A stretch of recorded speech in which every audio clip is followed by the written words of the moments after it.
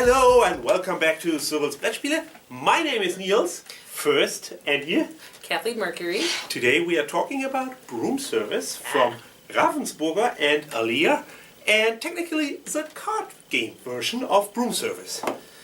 So, as always, let's jump into the rules. Woo! Okay, and after that we are seeing each other to critics, components, and blah blah blah. See you later.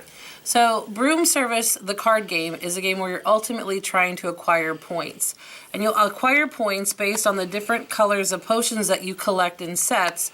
If you collect one potion, it's worth 0 points. If you manage to collect 9 of one potion, that's 12 points. In addition, there are these bonus cards that exist that come out in the game depending on the number of players, and you're able to claim these cards. One person can claim them, or if 2 people do it at the same time, 2 people can claim it, but once a card is claimed, it's out of the game. And these give an additional 5 points each for players. Notice that the little rainbow vial is on the cards, but only when you go brave. More on that in a second. Now, what happens on a player's turn is they have their deck of cards. From that, they choose 3 cards that they choose to play. 100% most assuredly when you do this, these cards are held in your hand where people can't see them, but for the purpose of demonstration we're showing. The start player, and I'm just going to use our little zombie friend to show where the start player is. They hold out one of their cards, they display it, and they say either that they're going to be brave, which means they're going to try to get 2 of the vials plus one of the multicolored vials, or they're going to be cowardly. Now, if they get, and more on that in a second. When play passes around the table, if another player has that color, they must play it. And in this case, blue went cowardly. No one else played it. If you win, what you bet, either going brave, which means you get 2 vials of that color, and the multicolored vial, or if you go cowardly, then you take that card and this will eventually go in your own personal collection that you use for points. The trick with going brave or cowardly is, if you say that you are brave and play passes all around the table and another player, any player after you says no, I am brave, this player would get nothing for that round. So going cowardly guarantees you 1, but if you go for brave and you fail, then you get nothing. Now the other thing is whoever goes brave then becomes the start player. So in this game, whoever is the last player on at the end of the row, or the end of the circuit, that player definitely has an advantage in terms of collection, because no matter what happens, if they have that color and they're the last player, they can just say that they're brave and collect the brave points. But it also means that they then would become the start player, and so if they played a card trying to go brave, another player could play one and trump them as well. So play continues through 4 rounds or however many rounds for the game until it's all over and you tally up your points. Now at the end of a round where players have each played their 3 cards, then they're dealt. They keep what they score. Anything they could not score goes back into their own personal deck, and then they're also given more cards to which to add to their hand for future rounds. Thanks so much, Kathleen. As always, you're the best teacher ever. I like to think so, Nils. Thank you. Yeah, components. On one hand, I really like that it's just a tiny little box and everything fits into this box. But for my gigantic hands... meaty claws, if you were a crab. My gigantic hands. These cards are a little bit tiny. However, again, pluses and minuses. I appreciate that tiny little box, so therefore it's okay. They could have put bigger cards in that box. The insert takes up some room. I think that's a totally valid point. I think, when you're making it so small like this, it's making it sort of insubstantial. So no, I think the cards could be bigger. I do. I'll go out on a limb. I'll go crazy. I'll make a bold statement.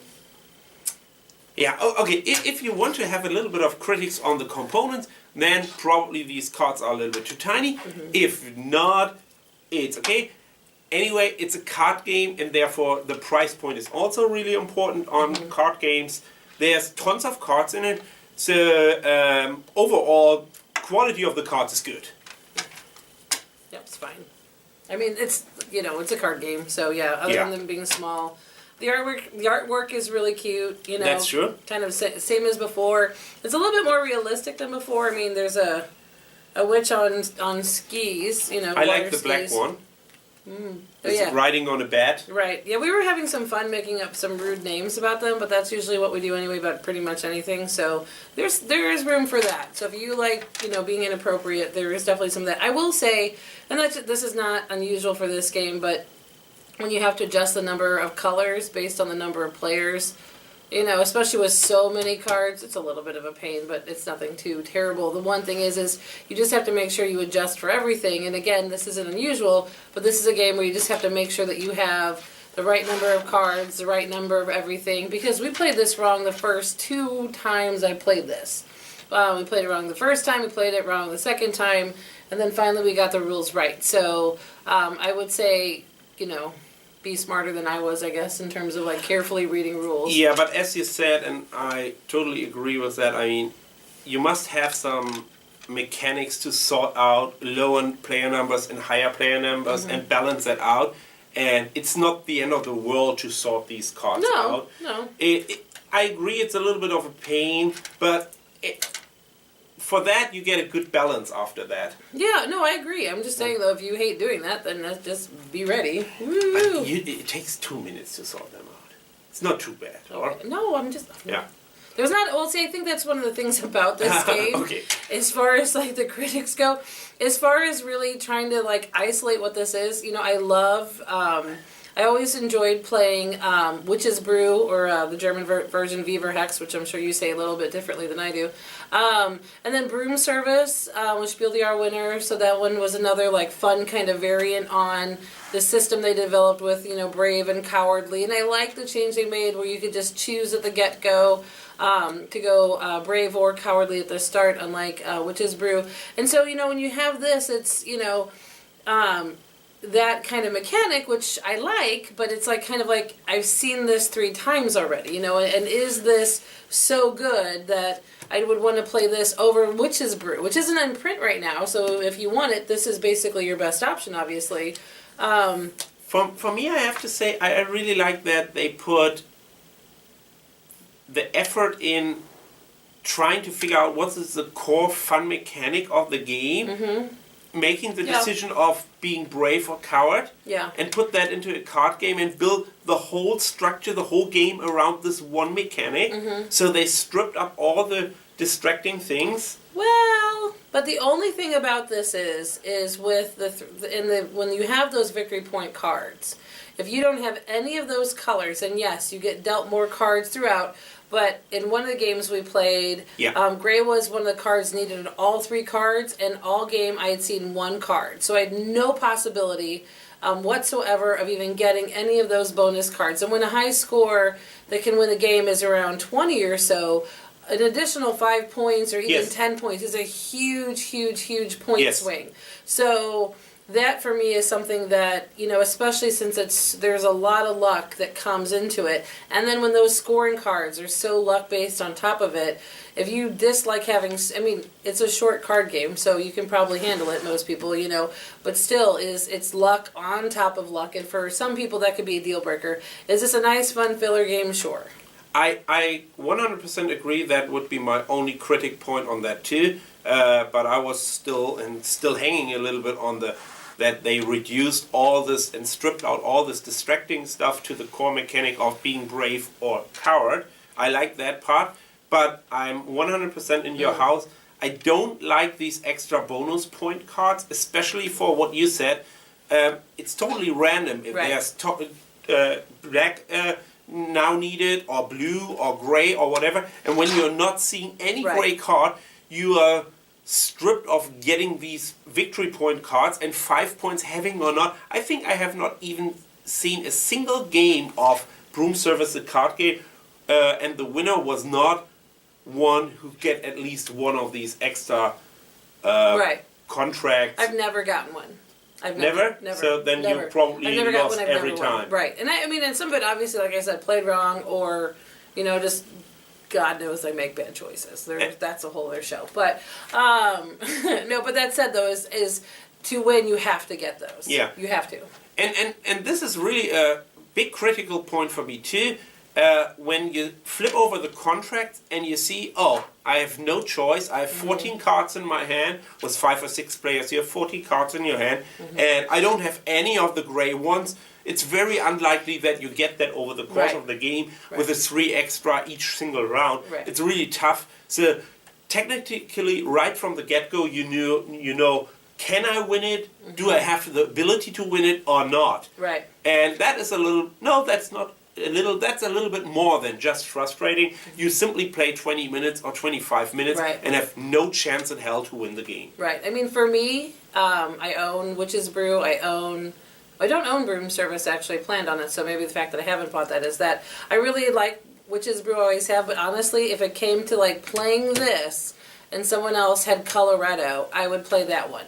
Because it still has that same sort of like watching what other people are sort of collecting sort of thing. But even though the whole like brave or cowardly part is fun, you know, like it is fun, but I want to win too. And so I would say that Colorado, you have a lot more choice over, there's a lot more like player interaction in terms of who gets what, as opposed to you're just, you know, trying to just build up your own tableau in front of you. So, yeah, that's my, I mean, I like the system. I think it's really fun. I think it's really clever.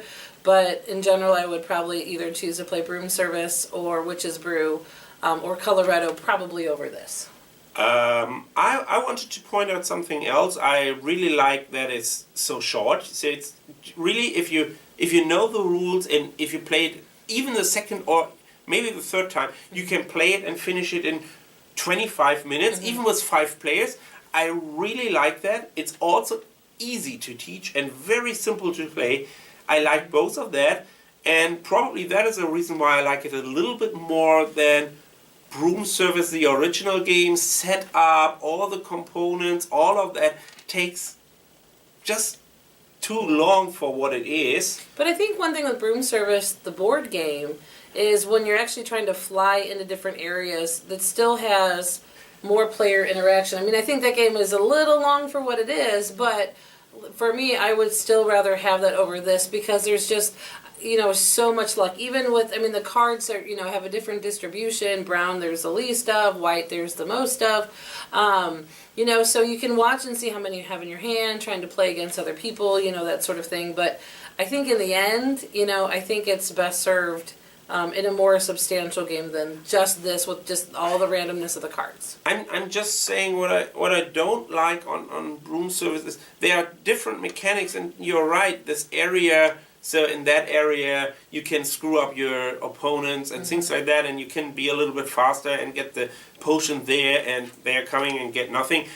But the real fun mechanic, the core mechanic is, do I, and the decision you are making, do I play this card, coward or brave? Right. That's the fun part of Broom Service. Broom Service, the card game, or which. I mean, the coin flip is also fun for a while, and then a coin flip gets old.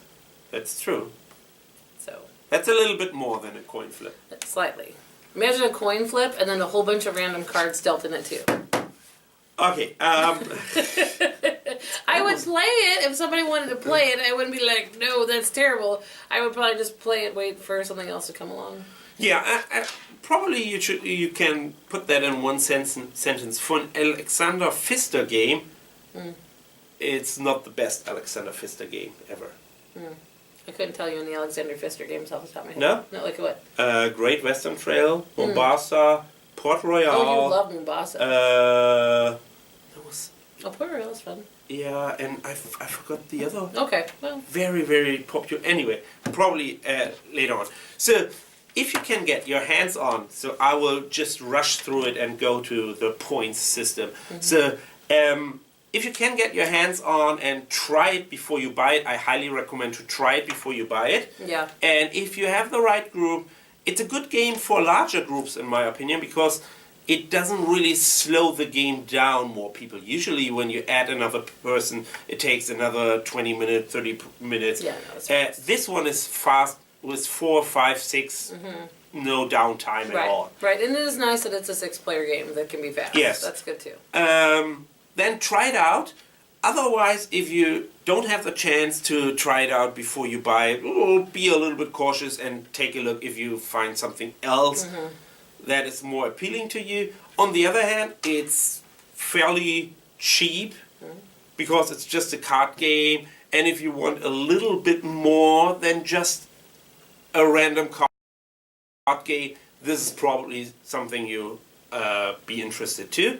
And on top of that, I really, really like the artwork. The artwork supports the theme for me really great. I like the other better. Go ahead and give your point system. I mean, just don't flame here. Oh, yeah. If I was flaming, sweetheart.